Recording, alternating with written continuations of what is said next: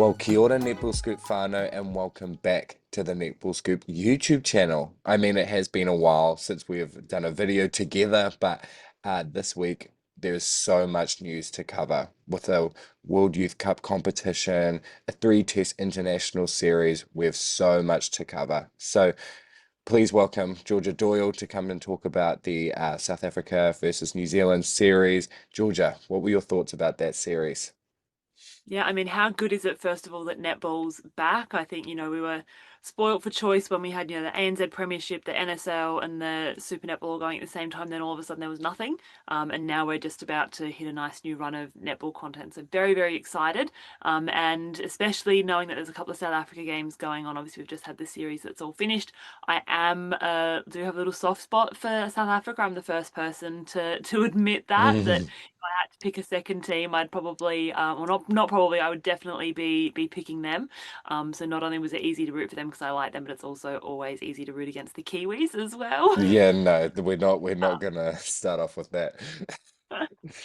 But no, it was great having some netball back. I must say, I was really disappointed at the outcome of that first game.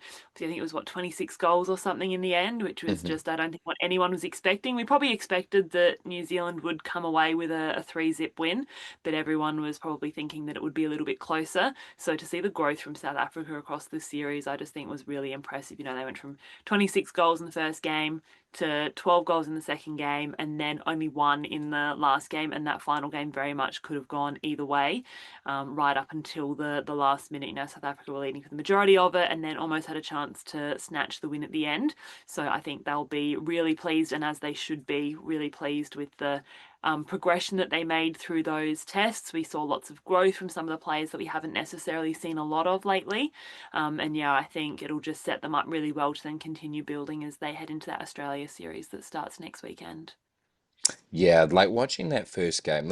I think we should just dive straight in to test one. I mean, it was at Event Finest Stadium on the North Shore, and the Silver Ferns looked absolutely dominant. And I think, despite, all the headlines and stuff that was going around about the Silver Ferns before the series started, they came out there and they were absolutely firing. I think we all saw what we'd been wanting to see for a couple of years, which is that Grace Nweke and Toyava combination, and they were pretty much undefendable. I mean, Samri Visser and Nicholas Smith, sorry, were just struggled to get the ball any way they tried, and they tried double marking, they tried, really good space marking with trying to cover Georgia Heffernan as well, but there was just too much speed, too much flair that was kind of going on that made it really hard to stop. I think, we had that first quarter scoreline, which was 20-8, and the bookends of the Silver fans, I think, were crucial in that game. You had Kelly Jackson, who was all over the South African attacking end.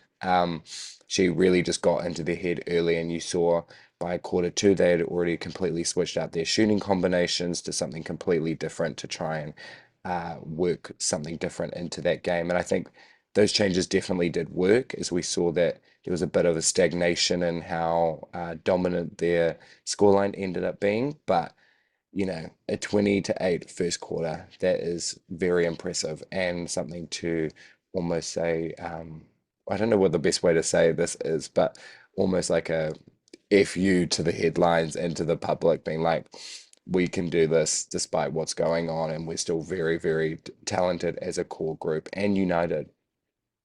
Yeah, I think it was very much, like you said, a bit of a stuff you from the Ferns, Mm, look at all this controversy that's going outside, we can still get together and deliver as a group. And I think on the flip side for South Africa, they were just shell shocked. They didn't mm, seem to know what they were doing, what they were up against. And it really took them a while to sort of grind themselves out of that. Figure that they did a lot better in that second half. They only lost the second half by 7 goals. So it didn't take them too long to get there. But as you've said, a 20-8 first quarter, coming back from 12 goals down against a quality side like New Zealand, good luck. So I mm. think And then the second and third tests to be, leading at quarter time, and even in that third test to be leading at half time. Again, that just shows the growth that they had over such a short period. And I think that was something that when I spoke to Jenny, the New Zealand coach, in our little preview chat that I did with her, she was really looking forward to the chance of having a 3-test series, because most of the time when they play New Zealand, it's typically been just a once off at either a World Cup or something like the Quad Series. So you get one chance to look at a team and then you've got to move on to someone else. Whereas this test series really gives you the chance to almost play that bit of a chess match of, as you said, they'll play their first combos, they don't really work out, they can change them, and then coming into the second game, they can then tweak them even further, and just get more and more of a chance to sort of, move and shuffle the chess pieces around so that you can then be learning on the fly and adjusting and, giving players that much more important time to be able to then grow and evolve as players out on the court. Yeah, and I think, to book in this test one kind of chat, I mean, to go from a 41 to 22 first half to a 36 to 29 second half, I mean, the Proteas would probably take a lot of confidence knowing that there was, a very different kind of margin going from those first two halves.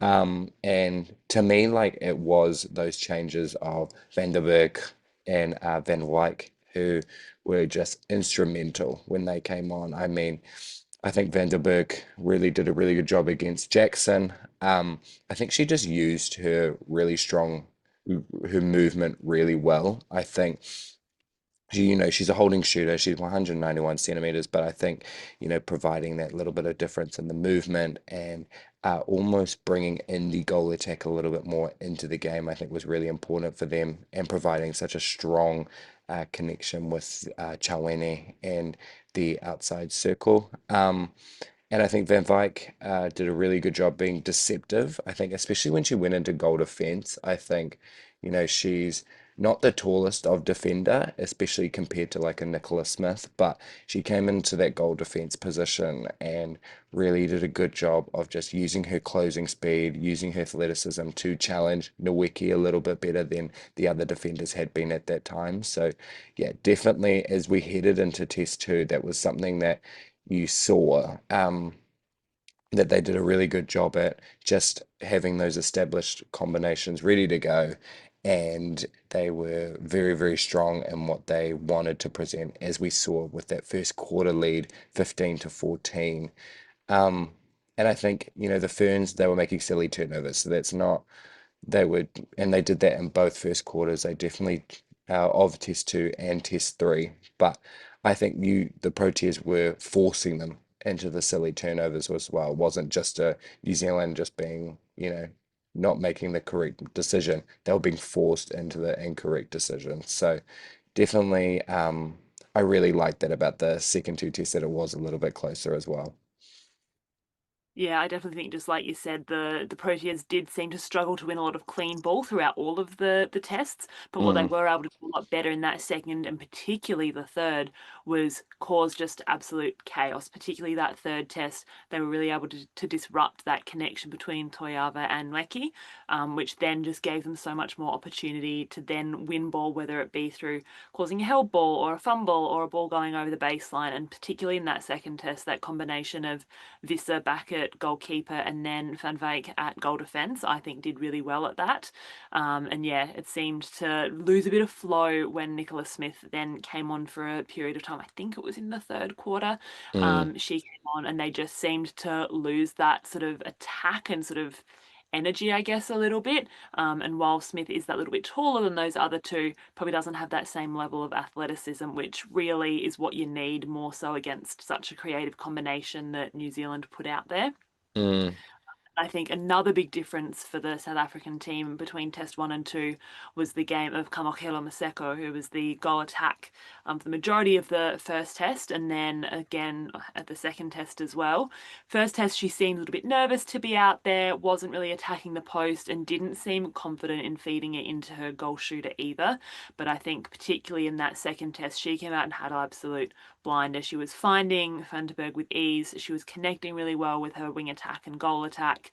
And yeah, I just think her creativity and her flair and her speed is something that's so unique. And that left the New Zealand defenders sort of wondering what they needed to do. You could see Karen Berger getting a little bit stuck between whether she needed to go back and help out Jackson on the goal shooter or if she should be covering her own player. And I think that really freed up and opened up that South African attacking end. Yeah, and I think it's in that test too, we saw, several changes to the midcourt. I mean, Kate Heffernan wasn't even in the test squad. You had Mila Rielu Buchanan and Camilla Poy start.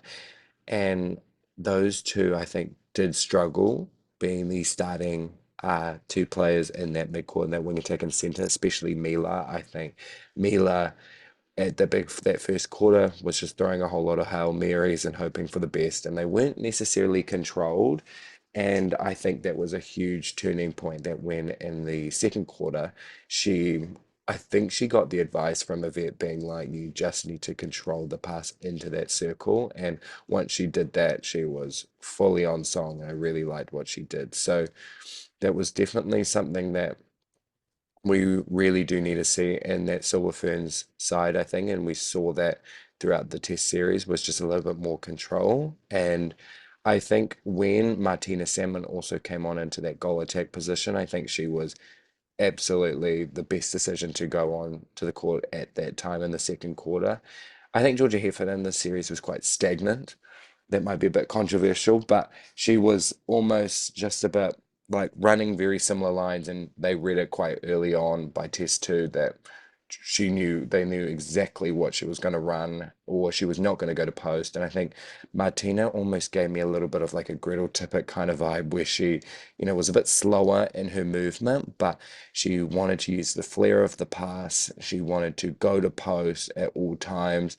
And to me, that meant that the Proteas defense almost had to think about the goal attack, where before it was just how do we stop Grace Nweke? And we saw that in your interview with Jenny Van Dyke, and also we saw that in other test previews from other journalists where they said we need to stop Grace Nweke. And despite the Ferns having really good shooters, that has been quite a common strategy of theirs. It's just how do we get the ball into Grace and how do we get her as many goals as possible to win this game. And I think having that goal attack that was willing to shoot, probably the first in quite a while that was willing to shoot more goals.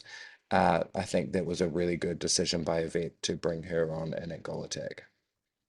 Yeah, I think especially knowing that Amelia Encarnacio was unavailable for this particular series and that the goal attack bib is quite inexperienced. We had George Heffernan, who I believe had made her debut at the start of this year, or at least only very recently. And then Martina Salmon made her debut in this series, as did Phil Devui. She made a little cameo in that second test. So I think, if you're going to focus your attention on somewhere, of course you're going to focus on the most experienced player like Grace, and you're almost going to try and force that goal attack to shoot out the game, because what are the odds of them actually being able to do that when they're still so fresh to the international scene? But yeah, I certainly think when Martina did come on, she had that bit more deliberate movement. It almost slowed down the play a little bit. When you've got the creativity of someone like Toyava out there, you almost do need someone to just tell them all to just calm the farm a little bit and Mm, down, just so that they don't then get carried away. Because especially with the athleticism of some of those South African defenders, you're not necessarily just going to be able to pop the ball up high and hope for the best, because occasionally they are going to be able to get to it. You do need that slightly more steadied and measured approach. yeah. And I mean, in the Test 2 game, it was a much closer deficit. They ended up being the more consistent side, the Ferns, once again, from that second quarter onwards. They ended up winning that game 70-58. So to have a 26 goal win in that first test, to then a 12 goal win in the second test, I think the Proteas would have had a lot of confidence knowing they were able to bring that margin down quite significantly. And then to think of how impressive they were in test three, I mean, they came out firing 12-8 first quarter, and then they had a 29-23 first half. I mean, what were your thoughts on what was the difference, I guess, from those first two tests for the Proteas where they were able to be a little bit more consistent? Yeah, I mean, I I was out for the first half of that game, so I tuned in at about 2 minutes before half time. Saw that they were up, was super excited, so I only just went back and watched the first half. So I sort of watched it in reverse order, which was a Hmm. little bit odd. But I think the main thing that I noticed throughout the court was actually, we spent most of our time talking about our defenders and our shooters. The thing I probably noticed was the most change was actually the mid court. I feel like they were a lot more settled and a lot more controlled but still speedy and quick. The combination between Mate and Choene in wing attack and centre, I just think was next level. They weren't running into the same space like they were, and it seemed like they'd almost figured out how to work through that zone. Mm, So that tend to play that little bit of more of a man on man defense or a little bit of a float style. They don't tend to go that full zone like New Zealand do. So that is makes sense that it's going to be something that takes them a little bit of time to get used to. But yeah, those two just seemed to have a lot more of a connection between themselves, and then be able to find the shooters. And they were winning a lot more ball down the defensive end, similar to what we talked about earlier. It wasn't necessarily a clean intercept or a clean rebound, but they were forcing New Zealand into turnovers. And it was that through court transition. They just seemed to get the ball down there so quickly that the Ferns were left chasing. And as we know, when you're in that sort of zone, you need to have that ball moving down a little bit slowly so that you've got the time to read the play and move off to then pick off that intercept. If the ball's just flying around the place, you've got no hope because first you're trying to find where your player might be, and then you're trying to find where the ball might be, and then all of a sudden it's gone. So I think mm, having that speed through the mid court without it being a chaotic type speed, because I think in the first couple of tests they were a bit like that, and I think that got shown by the fact that Mate had 8 turnovers in that second test, and then I haven't double checked the numbers for the third, but I think she was down back around that sort of 2 or 3 mark, which is a lot more what you're expecting for an international mid quarter. The one thing that did surprise me a little bit about this game actually was the choice to start Ngubane at goal attack. She hadn't seen any court time yet for the series, and especially given the quality of the game that Maseko had in the second test, I think there were lots of people that were a little bit surprised to see that they'd switched up that goal attack bib. But I must say, I've got to give full credit to Jenny and the team because even though I believe she did finish with the highest number of turnovers for the game, which was 8, they left her out there, and she mm, was able to work through it. And I think one of the reasons they were happy to leave her out there was because the score was still working in their favour. So yeah. rather than be like, okay, think of how much more we could be ahead if we weren't having these turnovers, they're like, nah, let her work it out, let her get there. She was the player that came into that World Cup side to replace Pogita when she went out injured a couple of years ago. And that was when she sort of first broke onto that international scene. So, if you've been selected in a World Cup side, you're obviously a pretty bloody good player. So I think to give her that opportunity to work through the game and continue building that connection was really, really good to see, rather than, putting her out there, the team's still doing well, and her maybe not having the best individual performance, and then pulling her off and just wrecking her confidence. So I think that's something that is only going to grow her, particularly as they then go into the Australian series, where they're going to want to make sure they've got all those options available to them and know that the options that they've got have been out there, they've experienced this high level of netball recently, so are then going to have a better chance of being able to execute against a team like Australia. Yeah, I think Gabane was actually really, really good. I think just maybe not necessarily if it was like a individual look at what she did, but I think her in combination with Vandenberg and Chawene, I think she worked really well, and I think she was a really good puzzle piece almost to what they were trying to do. I thought she really stood out to me in that third test. I think, she went to post, but she also created a lot of space and she kept Cuttenberger really busy. Because I don't really remember Berger doing a whole lot in test three, if you know what I She threw mean. the ball away a lot. Yeah, well, like not good. I didn't want to be like bring up the bad. Like I don't remember much good that she ended up doing. So I think, Gabane should be really proud of what she did in keeping someone of that kind of talent really busy and almost off of her game. I think someone as well that I would really like to point out was Shadeen van der Merwe. I think Mm. she did an amazing job shutting down Toyava. I think that's probably the first time on the international stage we've seen Toyava um, not only just make silly turnovers because that just happens with the kind of flair that she plays with, but almost look completely confused of how to throw it into Grace. I think there was a lot of times where she was like doing a held ball or she was like looking around 500 million times and it was just all to do with the pressure that Van der Merwe was doing. And, she ran really good lines and almost shut her off from even getting the ball half the time. So I think there's Mm. full credit. And I think Australia would have watched what she was doing because the last time they faced Toyava, they had no idea what they were doing against her. So they'll be very interested to see kind of what is needed to break down someone like a Toyava. Um, and yeah, I think Test 3, you could see that the Ferns were nowhere near the kind of standard that they kind of need to be heading into a series like Constellation Cup, I think. But we saw this last year when they faced England too. I think England, came out firing after their Test series against Australia, and New Zealand just looked flat half the time, or they looked like they were just forcing the ball in. And that was what it kind of seemed like these last two tests for the Ferns. So I think they'll be really wanting to work out why they struggle in this first test and they improve as they go on. Obviously, more game time together and whatnot, but I think they will really want to, especially when we go to a competition like the World Cup, they don't have much time to, Mm. bring out those kinks in the armor. So that's something that, with whatever decisions they make with the high performance environment, that is something that they will definitely wanting to be look at. For sure. Now, I think in the words of Grace Nweke, it would be remiss of us to not discuss the little speech that she made at the end of that test series where she sort of, I'm not going to say snatched the microphone, but she sternly requested the microphone from the MC during the trophy presentation to basically acknowledge the work that Nolene Taurua has put into the Ferns, not only this year, but, the years previously since she took over at the end of 2018. I've seen plenty of stuff blowing up on social media about it. So if you haven't seen that particular video, definitely make sure you go and check it out because I think that shows just the maturity that she has as a leader. She was named as captain for that particular test.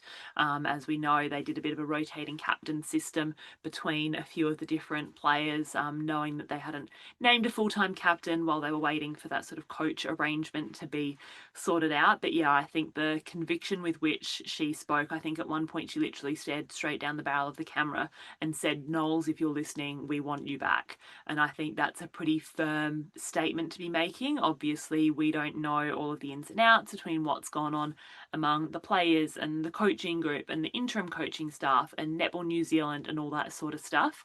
And we may never know all of what's gone on, but I Mm. think to make such a public stand in that sort of space just goes to show what sort of character not only that Grace had, but also of the playing group, and hopefully that means that they're a united front, and that they want Knowles back. They obviously acknowledge that they appreciate the work that Yvette and Liana have come in and done to get them through this test series, but hopefully if it is stuff that's going on at Netball New Zealand that's causing all this drama, which like we said, we're not 100% sure of what's going on, but hopefully if it is anything to do with them, that at least lets Netball New Zealand know that, okay, we need to at least come out and address this and figure out what's going on because the players are clearly not here for it.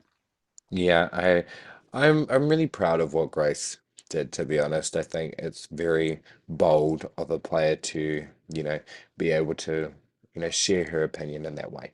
I think netball has been a sport, as we know, that has been more on the politically correct side of things, where you follow the rules, and this is kind of how we go. And I think over the last couple of years, we've seen, players associations like in Australia after the sponsorship. Um, there was the sponsorship issue that they had and wanting to support Danelle Wallam and the Indigenous communities.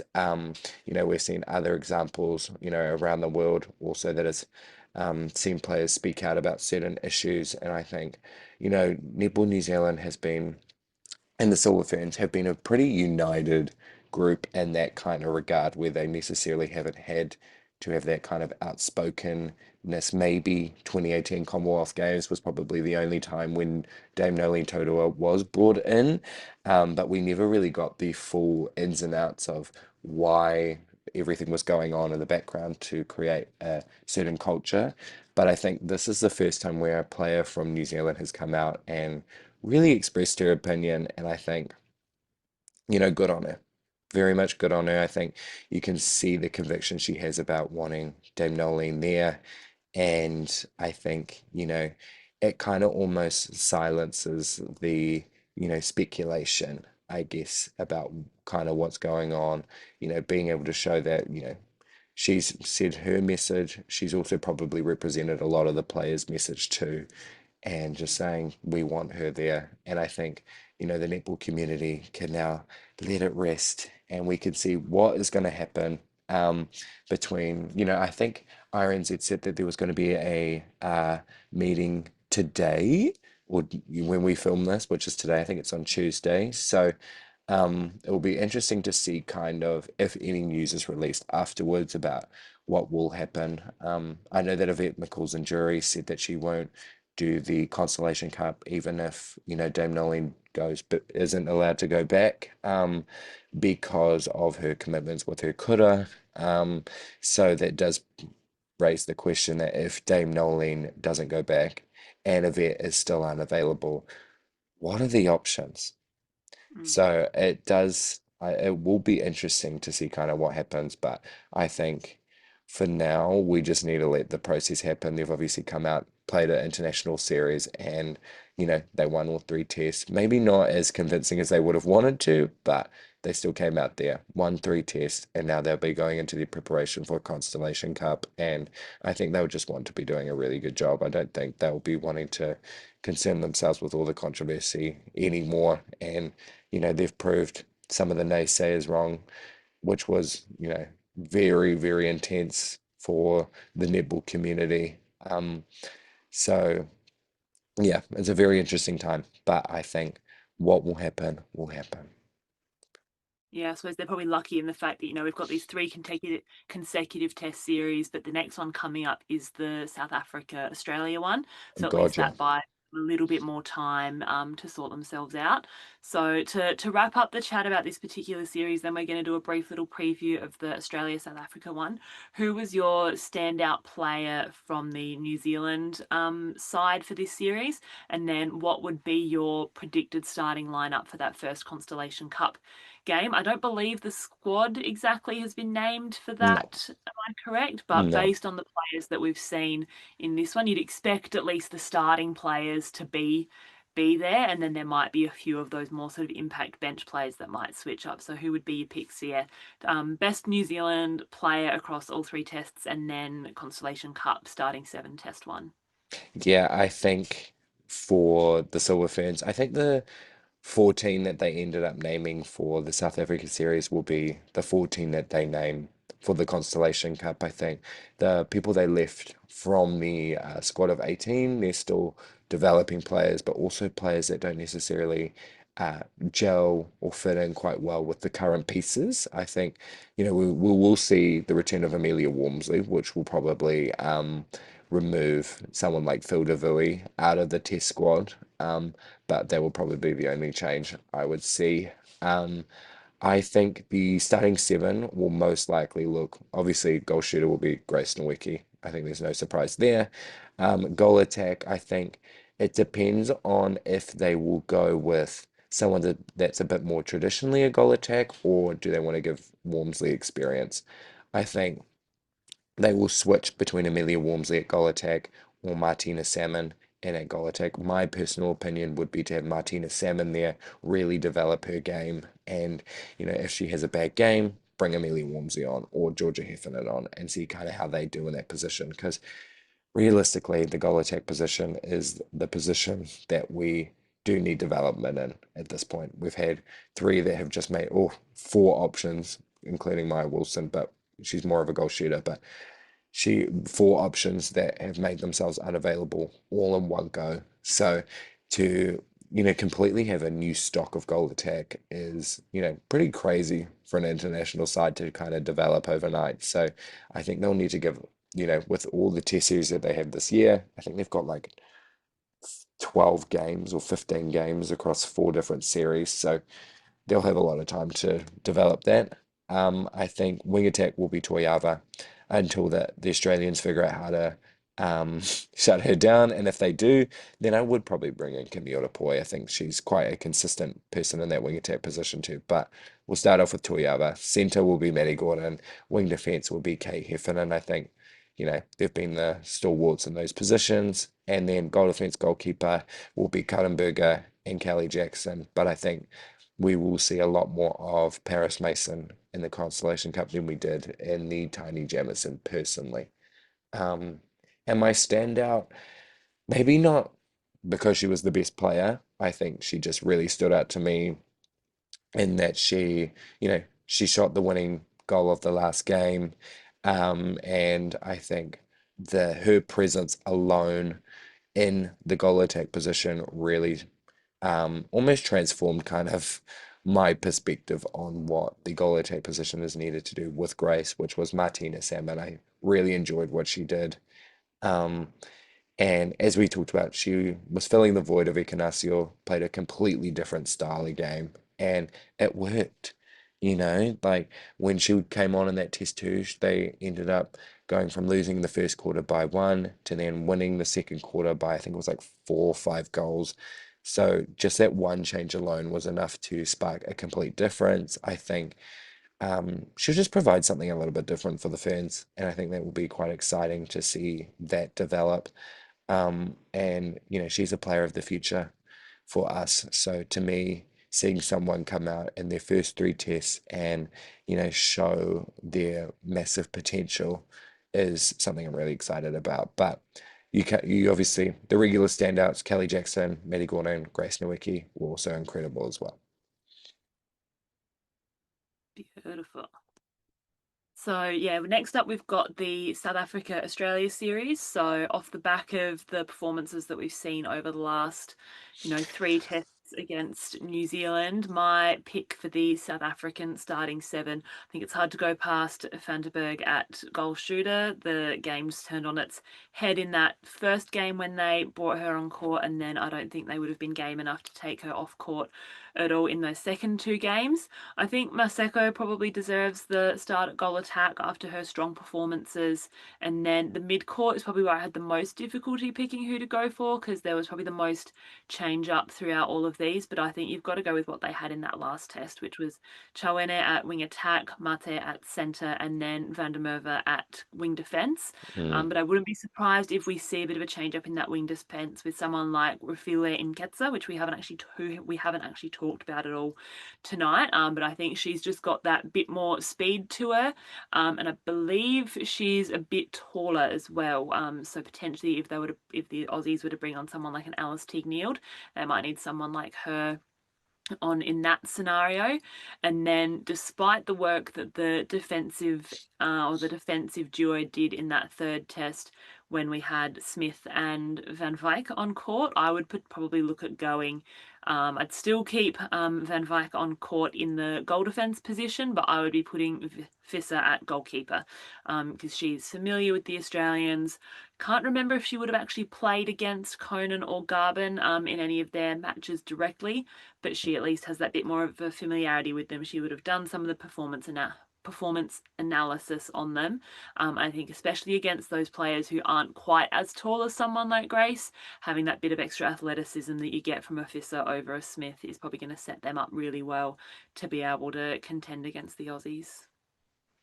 Yeah, and I think the Aussies will be, they'll come out firing this series. I think they'll have a lot of, people to prove wrong too. I mean, after Constellation Cup last year, the SSN season where, there were several players that we called out as being a bit inconsistent that were still selected.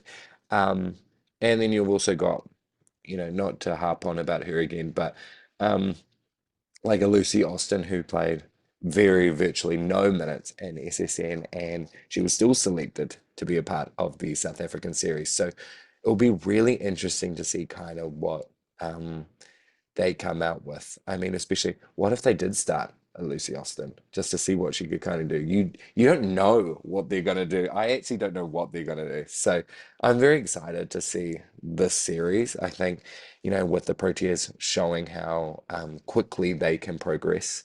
And they're still a really young group. And I think the last time these two teams faced in a test series, it was quite obvious based on the consistency of the Diamonds at the time. Plus, the potential stagnation of the Protea side at the time. with the legendary plays that they had, they didn't really evolve as much as they probably wanted to during that series. But I think this time around, it is going to be very interesting as Proteas have momentum. Yeah, and I think, we saw a couple of debuts for the Silver Ferns, but a lot of them were only the little cameos. I think it was Hmm. Paul got a brief stint in that second match, and then Phil DeVuey in that second match as well. Martina Salmon got a little bit more court time that we talked about, but we do have a potential for, I believe it's, yeah, Lucy Austin could make her debut, Ash Irvin, Hannah Mundy and Alice Teague-Neal. So that's four Hmm. potential debutantes in line for that Australian Diamonds team. And, I think we've just seen over the space of 3 games, they were able to bring the margin from 26 back to 1. So I don't think I think what a lot of fans might have potentially been thinking was, oh, this is going to be an easy chance to, hand out some test caps for the Yeah. Diamonds. I think South Africa have proven that they're not going to let Australia do that. No, they're not just going to Hmm. let them run, the B team, like we might have talked about the England sent over to New Zealand a couple of years. But they're going to prove that, you've got to work hard. And then I suppose it'll be interesting to see if South Africa make any changes to the game day squad of 12 that they bring in. We only saw the one change for test 3, which was Juanita Vontonda was included in the space of Vissa for that last test, but she didn't get out on court at all. So I think it'll be interesting to see if they just try and consolidate what they've got, because that's obviously worked quite well for them. And then just they've had those 3 new players sort of, in the environment as such and getting to experience the tour and the prep and everything, or if they will actually take this chance now to potentially bring some of those players in and give them a bit of a test run. Yeah, and currently looking at the Diamond squad as well, I think for this series, they've made some interesting decisions, I think, with the players that they have interchanged as well. Like, I think someone like Sunday Ariang would have been great against the Proteas, and I think she showed that last time they played them. She, almost has that style where she can really shut down, the goal attack of what the Proteas were kind of doing in that goal attack position. I think Jo Weston, with her inclusion in this test and not in the Constellation Cup squad, it will be a really interesting challenge to see what she brings out because she's not necessarily the fastest or the most athletic. She shuts her game is to shut down and be that backpack on the goal attack, which if the goal attack's faster than Joe, um, we'll see how Masiko and Brett end up doing. Um, I think there'll be a really interesting challenge for her. And yeah, I think, with all the debutantes that they potentially are going to have, and, like Georgie Horgis, we forget she only really made, what, one cameo or two cameos for the Diamonds and Yeah, I want to Constellation say Cup. it's one. I I think think it it's was one. in Test 3A. Yeah, So one for her the she's still captain. very limited at the international stage, despite how well she's, been at SSN. So it'll be interesting to see her go up against a completely different style. Um, and see how she plays against it. Not just I've practiced for the Silver Ferns, this is what I'm going to do. She now has to practice for all the different styles she's going to go up against as potentially the up and coming wing attack for the Diamonds. So I would really love to see. I know that they've got so much experience in that midcourt, but I would really love to see them actually challenge these new players because they do have the talent. They're not just going to be handed out test caps. I think the players that they are going to give it to will have deserved it, but I think they do need to be challenged a little bit as well before they go into a potential Commonwealth Games next year or a Netball World Cup. Absolutely. Yeah, I think this is the perfect opportunity for them to test that depth, and hopefully they've got the opportunity to do so. But like you said, they've also got to make sure that they earn the right to be out there. And I don't think Stacey's probably ever handed out a Diamonds Mm, not gonna start now, knowing that they do currently hold both of the major titles across netball in the World Cup and the Commonwealth Games, and they're not going to want to let those go easily. So they're going to want to make sure they've got the best team that they can take with them, and that's probably is going to involve needing to test a couple of players, yeah. and figuring out who's going to be that best option. Yeah. And I think we would be remiss if we didn't mention this as well. We have just finished up with the Netball World Youth Cup. We ended up doing some preview work with two of the grand finalists. So As a New Zealand fan, very disappointing result in the end, but you can't go past the effort that both teams put up in that game. And, very close first quarter and second quarter. It was just that third quarter that, really separated the Australian side and the New Zealand side, despite New Zealand ending up actually being in front in that first quarter by 6 or 7-1. The Australian side just were very consistent and almost figured out that connection between the mid quarters and Amelia Walmsley and how to shut it down. But Georgia, what were your thoughts on that game? I'll be honest, I've only watched the first quarter as of Oh, now. Because I mean, what the game was played, what not even 24 hours ago, and I was at work for 11 hours today. So I tuned and watched the first quarter while I ate breakfast. yeah. And when I actually started watching, I didn't know what the outcome was, so I was panicking a little bit. Especially that first sort of 5 or so minutes. I think it was 6-1, New Zealand up Mm, at one point. And then had to, go get ready for work and all that jazz, and then ended up seeing a spoiler for it. I tried my best to avoid them, but when I follow as much netball content as I do, that's very hard to manage. mm. So definitely go back and watch the game over the next couple of days. But yeah, sounds like it was a very close contest for the majority of it. And I think also good to acknowledge that Lily Graham, who was the Vixens player from this year, she won player of the tournament. And last time that was won by Jamie Lee Price. So I think that's, if Lily can go on and follow that same sort of career trajectory that Jamie has, that's a pretty good sign of some pretty impressive things to come from her. So hopefully we get to see a little bit more of her in a Vixen's outfit next year. And then depending on what happens afterwards, she's going to have to go hunting for court time, because I don't think, someone like her is far too good to be sitting on the bench. Yes, she might be learning from some of the best Australian attackers in the likes of, Kate Maloney in the centre position, and then she's got Kira Austin and Sophie Garben alongside her in the goal circle. But she's going to be sought after, I would imagine, for teams in 2027. Yeah, and I think watching the starting lineups of those games, you could see that, these players will be, in that Silver Ferns, in the Australian Diamonds for years to come.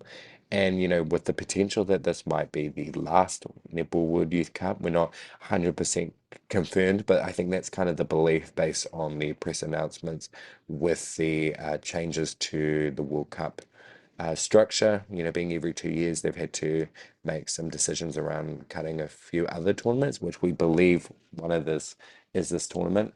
It'll be sad to not see this tournament because I think, we always see the potential and all these players grow up and end up being, stars of the game. And I think as you said, Lily Graham, I think will be definitely one for the future. Amelia Walmsley's obviously already had some games in the Silver Ferns environment. You also had like Jada Pekova from England, who, despite not necessarily getting much game time this tournament, which I'm not even going to mention because that's just crazy to think about, but she's also been in the Roses environment before.